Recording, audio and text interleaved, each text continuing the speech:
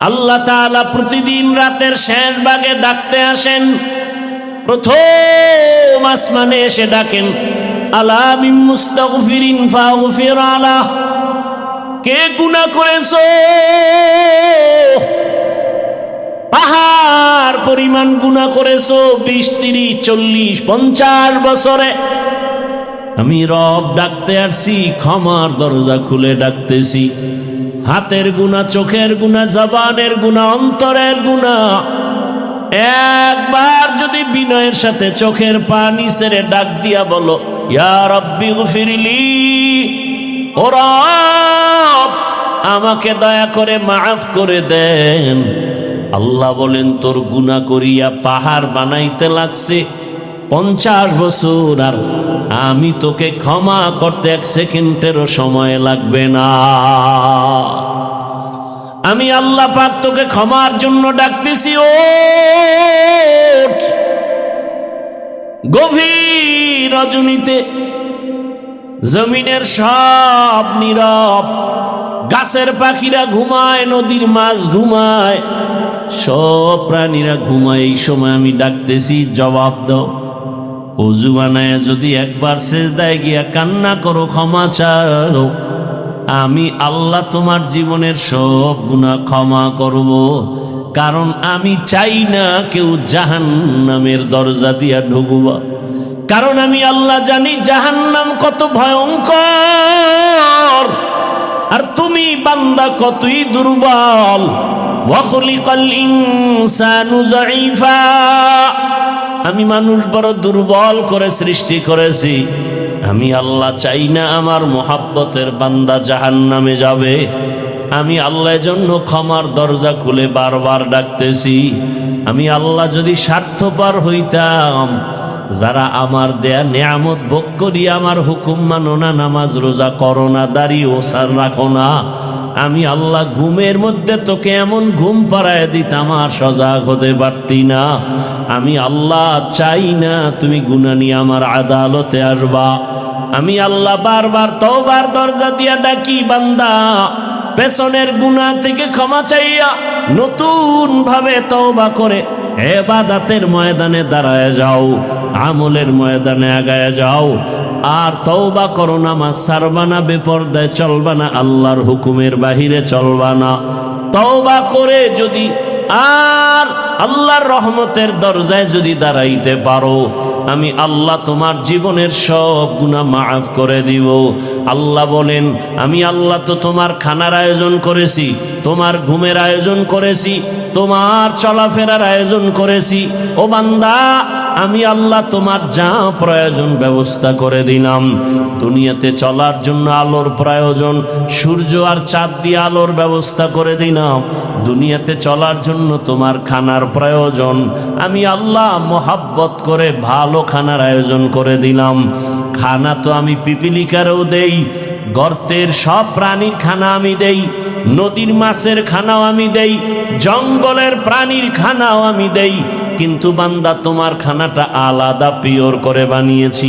বান্দা তুমি ভাত খাও, চালটা আমি কাভার করে দিলাম, রুটি খাও, গমটাও কাভারে আটকায় দিলাম, যাতে তোমার কোনো দূষিত কিছু বাহির থেকে প্রবেশ করার সুযোগ না পায়। স্বচ্ছ পানির প্রয়োজন, পানি দিলাম, ময়লা ধুয়ে নাও। তোমার চাল আর রুটি রেডি, এখন খাওয়ার জন্য তোমার প্রয়োজন সবজি তরকারি। আমি আল্লাহ কুদরতের দ্বারা তরকারির আয়োজন করে দিলাম। তরকারিও রেডি, পাকানোর জন্য মশলা দরকার, আমি আল্লাহ কুদরতের দ্বারা তোমার মশলারও ব্যবস্থা করলাম। পেঁয়াজ রসুন সব নিয়ামত আল্লাহ দান করেছেন, কোনো দুনিয়াওয়ালারা দান করে নাই। আল্লাহ বলেন, বান্দা তোমার শরীরকে তাজা রাখার জন্য সব ব্যবস্থা করলাম। তরকারি ভালো লাগে না, মাছ খাবা, মাছ কত ধরনের মাছ দিয়া দিলাম, খাও। কাবারে আটকায় দিলাম যেন ময়লা তোমার ভেতরে না যায়। গোশত খাইবা, হাজারো ধরনের হালাল পন্থায় গোশতের আয়োজন করলাম। এত কিছু দিয়া আমি আল্লাহ তোমার থেকে কোনো টাকা চাই না, পয়সা চাই না। আমি চাই তুমি ব্যবসা করো, তুমি চাকরি করো, লেখাপড়া করো, সবগুলোকে তুমি ইবাদত বানায় করো। নবীর তরিকায় যদি করতে পারো তোমার ব্যবসাটাও ইবাদত হবে। নবীর আদর্শ মেনে যদি ঘুমাইতে পারো ঘুমটাও ইবাদত হবে। নবীজির আদর্শ মেনে যদি খানা খাও ইবাদতে পরিণত হয়ে যাবে। নবীজির আদর্শ মেনে তুমি চাকরি করো ইবাদত হয়ে যাবে। আর আমি আল্লাহ ইবাদত করনেওয়ালাকে বিনা হিসাবে জান্নাত দিয়ে দিব। আর সেখানেও জবাব দিবেন লাব্বাইকা ইয়া আবদি। আমার আল্লাহকে মহিলারাও ডাকলে জবাব দিবেন, পুরুষেরাও ডাকবে জবাব।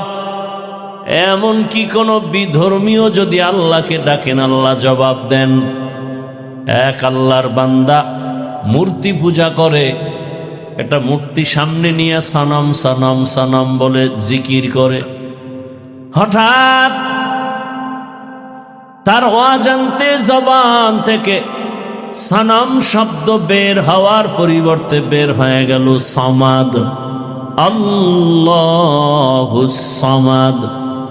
এত বছর যে সনম সনম বলে ডাকছে কোনো আওয়াজ নাই, আজ সমাদ শব্দ যখন বের হয়ে গেল সাথে সাথে গাইবি আওয়াজ লাব্বাইকা ইয়া আবদি।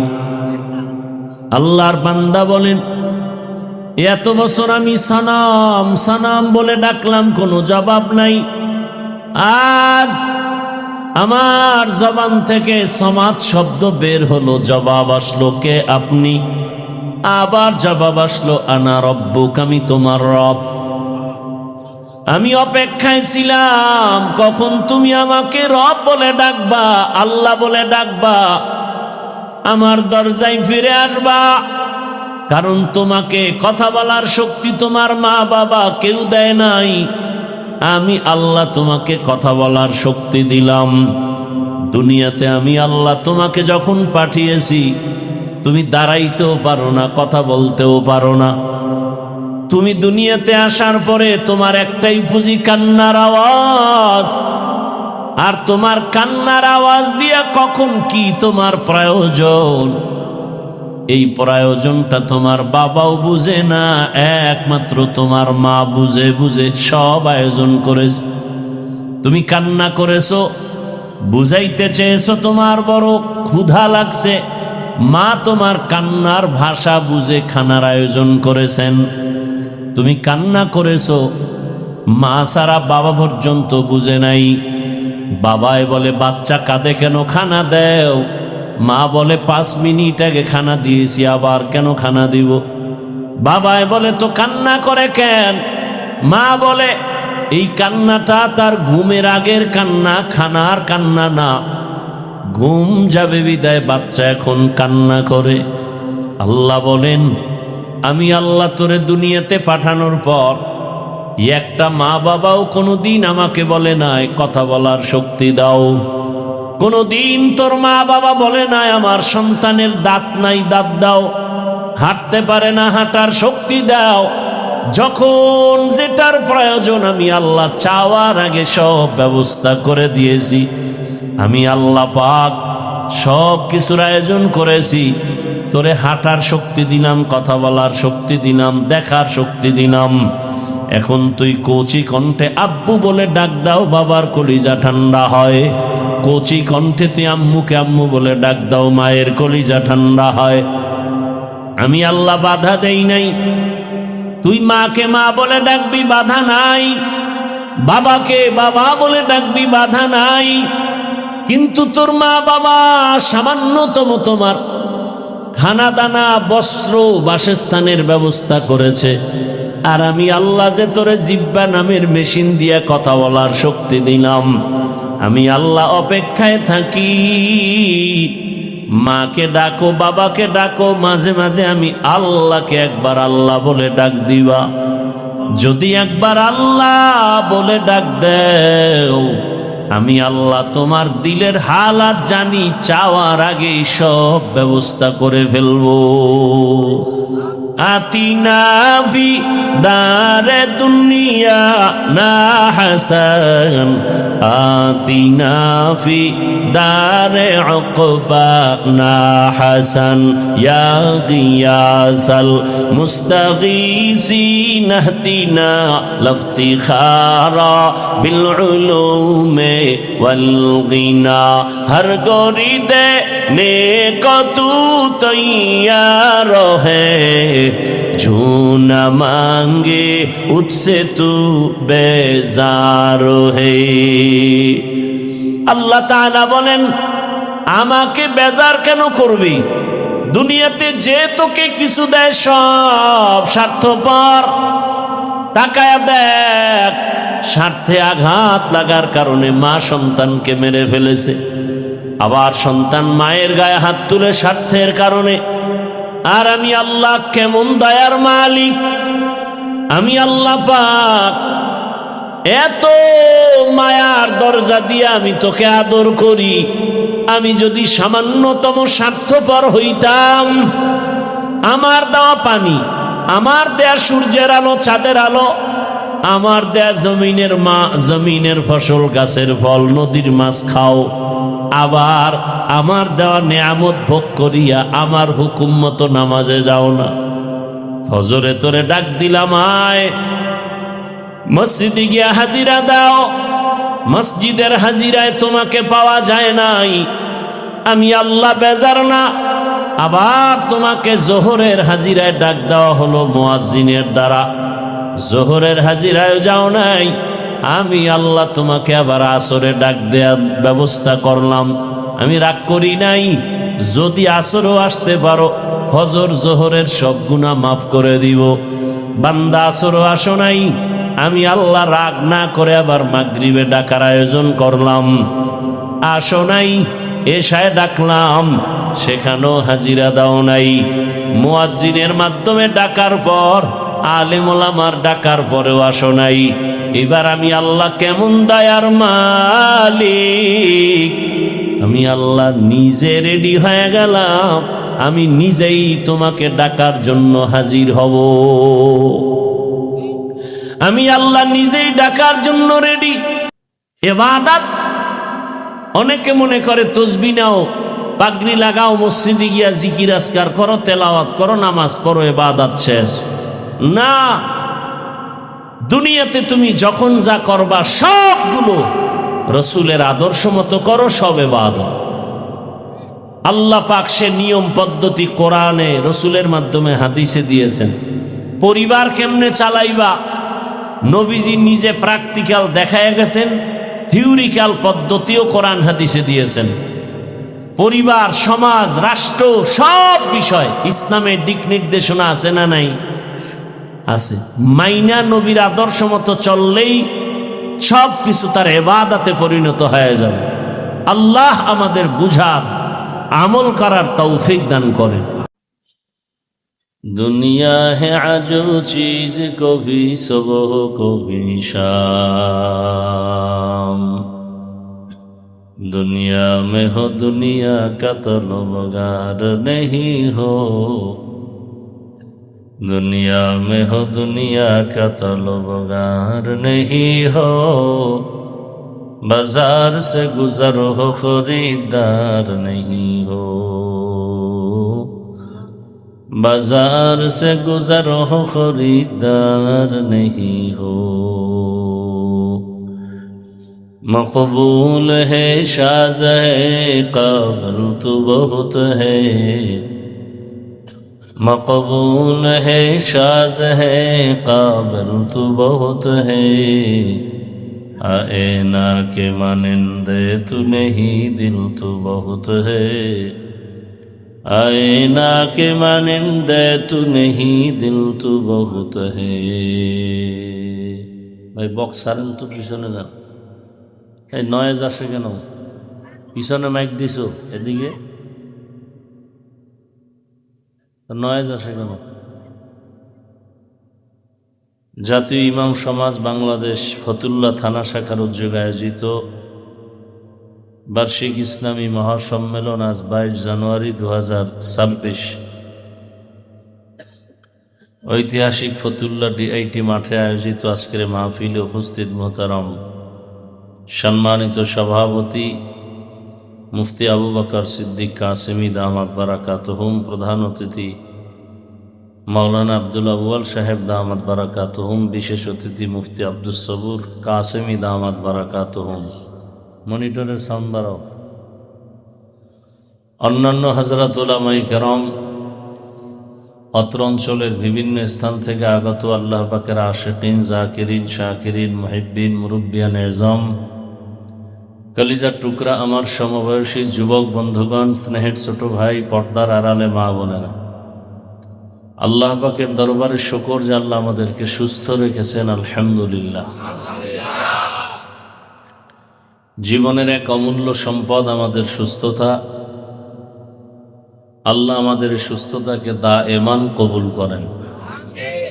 এখনো যারা অসুস্থ ঘরে বিছানায় হসপিটালে, আল্লাহ তাদেরকেও পূর্ণ সুস্থতার নেয়ামত দান করেন। উলামায়ে হযরত আলোচনা করেছেন এবং আলোচনা সামনে চলবে। আমি মাঝখানে দোয়া নেওয়ার জন্য হাজির হয়েছি এবং সংক্ষেপ দু চারটি কথা বলার নিয়তে কোরআনে হাকিমের এক আয়াত, নবীজির হাদিস থেকে এক টুকরো হাদিস পড়েছি। ইখলাস রুহানিয়াতের সমন্বয়, সহি নিয়তে, সহি তরিকায়, সহি কিছু কথা আমাকে বলার মতো, আপনাদেরকে শুনবার মতো আল্লাহ তৌফিক দান করেন। ওমা খালাকতুল জিন্না ওয়াল ইনসা ইল্লা লিয়াবুদুন। আল্লাহ বলেন, আমি জিন ও ইনসানকে সৃষ্টি করি নাই, হ্যাঁ করেছি একমাত্র ইবাদতের জন্য। নবীজি বলেন, লা তাআতা লি মাখলুকিন ফি মাসিয়াতিল খালিক। আল্লাহকে অসন্তুষ্ট করে ভিন্ন কারো হুকুম মানা পরিপূর্ণ হারাম। আয়াত হাদিসের তর্জমা শেষ। হাদিসে রসুল যে কথা বললেন যে দুনিয়াতে আল্লাহ ব্যতীত বা আল্লাহকে অসন্তুষ্ট করে অন্য কারো হুকুম মানা যাবে না। এখন এখানে কয়েকটা কথা, আল্লাহর হুকুমকে অমান্য করে অন্যের হুকুম যারা মানে, এই লোকগুলো কারা, এদেরকে আমাদের চিহ্নিত করতে হবে। দ্বিতীয়ত, অন্যের হুকুম মানে সে অন্য লোকগুলো কারা, যাদের হুকুম মানে আল্লাহকে বাদ দিয়া, এটাও আমাদের বুঝতে হবে। তৃতীয়ত, আল্লাহকে অসন্তুষ্ট করা যাবে না, তার কারণ কি। সংক্ষেপ কথা, দুনিয়াতে যারা আল্লাহকে অসন্তুষ্ট করে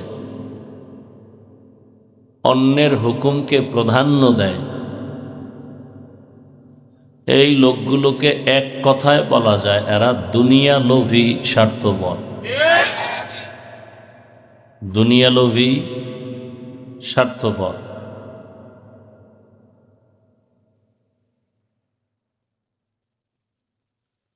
এই দুনিয়া লোভী, স্বার্থপর যারা, এদের ব্যাপারে আল্লাহর রাসূল কি বলেছেন? قال النبي صلى الله عليه وآله وسلم حب الدنيا رأس كل خطيئة। দুনিয়ার লোভ, ভালোবাসা সব ধ্বংসের কারণ। সাউন্ডটা ডাউন হলো কেন, উপর উঠাও। দুনিয়ার লোভ সব ধ্বংসের কারণ। যত মানুষ দেখেন লাইনচ্যুত হয়ে গেছে সারা দুনিয়া, কিসের লোভে বলেন? জোরে বলেন। হযরতে আলী রাদিয়াল্লাহু তাআলা আনহু বলেন, আদ-দুনিয়া জিফাতুন ওয়া তুল্লাবুহা কিলাব। অথবা দুনিয়া জিফা ওয়া তালিবুহা কিলাব। হযরত আলী এক সময় রসুলের আপন লোক, চাচাতো ভাই, পরে সাহাবী, পরে জামাতা, যিনি 7 থেকে 12 বছরের মাঝখানে এসে রসুলের হাতে হাত দিলেন, নবীজি কলিজা ভরে দোয়া করলেন, আনা দারুল হিকমাহ ওয়া আলিয়ুন বাবুহা, আমি মুহাম্মদ ইলম হিকমতের ঘর, আর এই ইলম হিকমতের ঘরের দরওয়াজা আমার আলী। সে হযরত আলী রাদিয়াল্লাহু আনহু বলেন, দুনিয়া একটা মৃত জন্তুর মতো, এর পেছনে যারা দৌড়ায় এরা কুকুরের মতো। একটা গরু যদি মরে যায়, এগুলো খাওয়ার জন্য মূলত 3 শ্রেণীর প্রাণীরা পাগল পাড়া হয়ে যায়। খুব খেয়াল করেন, মৃত জন্তু চতুষ্পদ, এগুলো খাওয়ার জন্য কয় শ্রেণীর প্রাণীরা পাগল? শিয়াল, শকুন আর কুত্তা। শিয়াল, শকুন, কুত্তা। হযরত আলী শিয়ালের কথা না বললে দুনিয়াদারদেরকে কুকুরের সাথে তুলনা দিলেন, শকুনের সাথে না দিয়া। কারণ কি? এর কারণ হলো, দুনিয়া লোভীরা যেই পরিমাণ দুনিয়া দুনিয়া করে পাগল পারা থাকে, অল টাইম নামাজে দাঁড়াইলেও দুনিয়া, ঘুমের মধ্যেও দুনিয়া। এই লোকগুলো শিয়ালের মতো না, এই শকুনের মতো না। কিসের মতো? কুকুরের মতো। বলে কারণ, শকুনে এই মৃত জন্তু দিনের বেলা খায়, রাতে রেস্ট নেয়। শিয়ালে বলেন না কেন, রাতে খায়, দিনে। কুত্তা দিনেও খায়, রাতেও খায়, অল টাইম পাগল। আর খায় কি? নিজে সব খেতে চায়, শেষে নিজে মোটেও পায় না। এই দুনিয়া দুনিয়া দুনিয়া যারা করে, এরা দিনেও খায়, রাত্রেও খায়, ঘুমের মধ্যেও দুনিয়া, হাঁটতে চলতে সর্ব অবস্থায় দুনিয়া। শেষ পর্যন্ত এই দুনিয়া দুনিয়া কইরা ওর ডানে বামের বন্ধুরা সব খায়, ও নিজে কিছুই পায় না। কি 10 তলা বিল্ডিংওয়ালা বিল্ডিংই কামাই করলো বানাইয়া, এখন কলাপাতা বিছায় জঙ্গলে ঘুমায় কেন? হারামে কি নাই? আরাম নাই। তাহলে দুনিয়া লোভীরাই আখেরাতের বিরুদ্ধে, ইসলামের বিরুদ্ধে, আল্লাহ রসুলের বিরুদ্ধে, কোরআনের বিরুদ্ধে অবস্থান নেয়।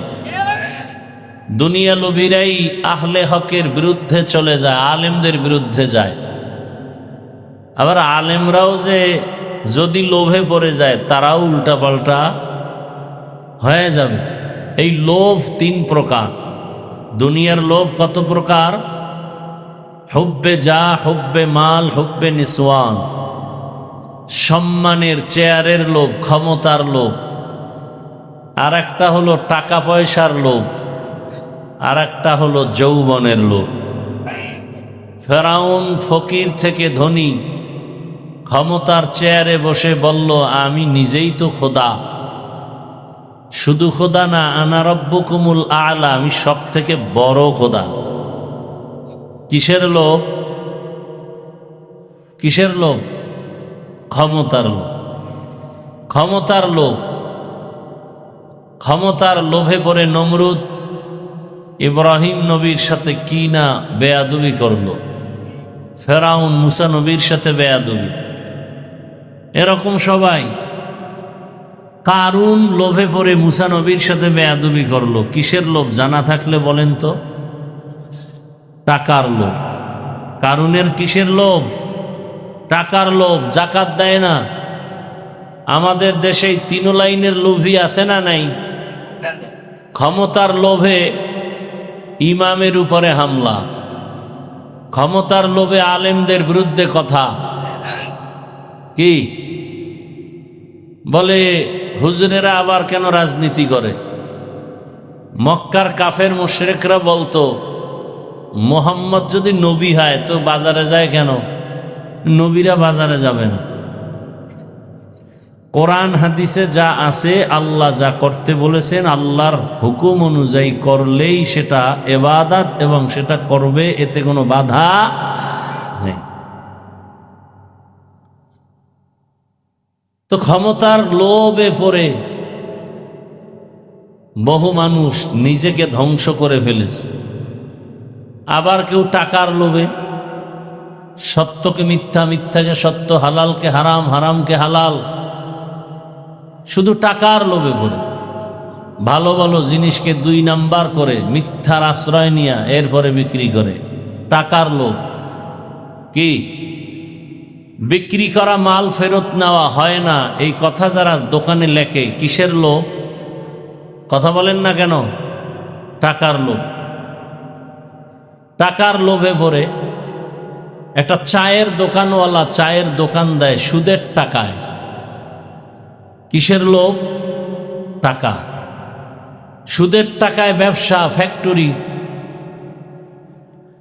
আবার আপনারা এদেরকে নিয়ে মাথায় তুলে ঢুকাইছেন এমন জায়গায়, পৃথিবীতে মসজিদ থেকে দামি কোনো জায়গা আছে? আছে? সেই জায়গার সদস্য একটা সুদখোর হলো কেন? মসজিদের কমিটির মধ্যে সুদখোর আসলো কেন? যেই সুদখোর অল টাইম তার মা, আপন মায়ের সাথে জিনার গুনায় লিপ্ত, যেই সুদের সাথে জড়িত বান্দা নামাজ, রোজা, হজ, যাকাত কিছুই কবুল হবে না, সে মসজিদের মতো জায়গার দায়িত্বে আসলো কিভাবে? এই জনগণের কারণে। জনগণ টাকার লোভে পড়ছে, আর এদেরকে টাকার লোভ দেখাইয়া তারা আবার ক্ষমতার লোভ পরে ক্ষমতা অপব্যবহার করে। কেমন লোভে পড়ছেন আপনারা? অপেক্ষায় আছেন আসবে কবে সে ভোটের আগের রাত, টাকায় সব বিক্রি হয়ে যাবেন পশুর দামে। পশুর দামে বিক্রি হলেও তো ভালো। বাজারে একটা ভালো মানের মুরগি কিনলে 800 থেকে 1000 টাকার প্রয়োজন। ভালো মানের একটা ছাগল কিনলে ফতুল্লায় 15 থেকে 20,000 টাকার প্রয়োজন। একটা গরু কিনলে কত? 1 লাখ। আর সোনার বাংলার আশরাফুল মখলুক আপনারা ভোটের আগের রাতে বিক্রি হবেন বাজার দরে 500 টাকায়। তার মানে আপনার দামটা ছাগলের সমানও নাই। কি বুঝলাম? যে আপনি ছাগলের থেকেও খারাপ, আপনি গরুর থেকেও খারাপ, আপনি শূকর থেকেও খারাপ, আপনি কুকুর থেকেও খারাপ। আপনি মানুষ না অমানুষ। আপনি কি? অমানুষ। যেই চোরারা শ্বশুর বাড়ির থেকে যৌতুক খায়, ওরা আজীবন বউয়ের গোলাম হয়ে থাকে, কথা বলতে পারেন। নেতা ফেতাগো টাকা খাইয়া এরপরে এগো আল্লাহর ঘরের মধ্যে ঢুকানো হলো। ঢুকাইছে ভালো, মসজিদ মেরামত করবে, এরা ইমাম আলেমদের উপরে মাস্তানি করে, আর আপনারা তাকায় তাকায় মজা নেন না। এটা অমানুষের কাজ, মানুষের কাজ না। মানুষ কখনো টাকায় বিক্রি হয় না, টাকায় বিক্রি হয় পশু আর অমানুষ। আপনি ভোট দিবেন ভালো কথা, যাকে মনে চায় দিবেন হিসাব করে, সেখানে টাকা নিবেন কেন? আপনাকে ভোট দিতে বলে কেন? ভোট দেওয়ার প্রয়োজন কি আপনার? এই হারামখুরি করে ভোট দেওয়া লাভ কি? কিছুদিন পরে আবার দেখেন না, মাইয়ের উপরে হামলা, বউয়ের উপরে হামলা, চিল্লা চিল্লি করে, গাইবি আওয়াজ আসতেছে 500 টাকায় সব কিনে ফেলেছি, চিল্লাও কেন? তোর মেয়ে, তোর স্ত্রীর ইজ্জত সব আমরা কিনে ফেলেছি। এজন্য জনগণ ভালো হলে নেতারাও ভালো হয়, জনগণ হারামি হলে নেতারাও হারামি হয়। জনগণ আগে হারাম পচা পায়খানা খাইয়া নেতাদেরকে শিখায়, তোমরাও আবার আমগো জায়গায় বসে আমাদেরটা খাইও। তাহলে নেতার দোষ কি? চেয়ারম্যানের গালি দেন কেন? চেয়ারম্যান তো আগে হারাম খায় নাই, আপনারা খাইয়া ভোটের আগে তাকে শিখাইছেন। টাকার বিনিময়ে 1 নম্বরে যদি কেউ টাকা খেতে চান, আমার বয়ানে যে হেদায়েত তা তো না, যদি কেউ প্রার্থী থেকে টাকা খেতেই চান, যে আপনি হুজুরের কোনো তাবিজে ফিরবেন না, তাহলে আপনি বেশি খাবেন। জেনে শুনে খাচ্ছেন। নাম্বার 2, ওয়াদা করবেন যেই চোরারা টাকা দিবে ওদেরকে ভোট দিবেন না। পারবেন? পারবেন? ওরা 2 নাম্বার, 1 নাম্বার নয়। আমাদের কাছে দোয়া চায় 13 প্রার্থী, এমপি হবে কয়জন? 13 জনে দোয়া চাইতেছে, 13 জন এমপি হবে? হ্যাঁ, কি দোয়া করব? আল্লাহ যার দ্বারা দেশের উপকার হবে, জাতির কল্যাণ হবে, ইসলামের উপকার হবে, তাকে বিজয় করো। এর থেকে আর ভালো দোয়া আছে? কিন্তু ইসলামের নাম নিয়ে যেন কেউ ভণ্ডামি করার সুযোগ না পায়। বিবেক দিয়া কাজ করবেন। 2 নাম্বার লোকেরে দিবেন না। 2 নাম্বার কারা? দুনিয়া লোভী যারা, দুনিয়া লোভী। আল্লাহ হেদায়েত দান করুন। তাহলে এই দুনিয়া লোভীরা আল্লাহর হুকুম অমান্য করে দুনিয়াতে অন্যের হুকুম মানে, নেতার হুকুম, মা বাবার হুকুম। এক কথায় আল্লাহকে বেজার করা যাবে না। প্রশ্ন হলো বেজার করা যাবে না কেন? বলে দুনিয়াতে আল্লাহকে বেজার করে কাকে খুশি করবা? যাকে করবা সে স্বার্থপর, চান্দাবাজ আর ধান্দাবাজ। একমাত্র নিঃস্বার্থ আমাদেরকে ভালোবাসেন আমার আল্লাহ। আমার আল্লাহ আমাদেরকে যা দিয়েছেন দুনিয়াতে কেউ দেয় নাই। দুনিয়া দেয় দেয় দেয় বলেও দেয় না, আর যতটুকু দেয় তা খোঁটা দিয়া ধ্বংস করে দেয়। আর আমার আল্লাহ দেওয়ার দরজা অল টাইম খুলে রাখছেন, অল টাইম। রাতের গভীরে তুমি আল্লাহকে ডাকবা, আল্লাহ বলেন লাব্বাইকা ইয়া আবদি। 1 সেকেন্ডের জন্য দরওয়াজা বন্ধ নাই। সমুদ্রের মাঝে গিয়া যদি ডাক দাও ইয়া রাব,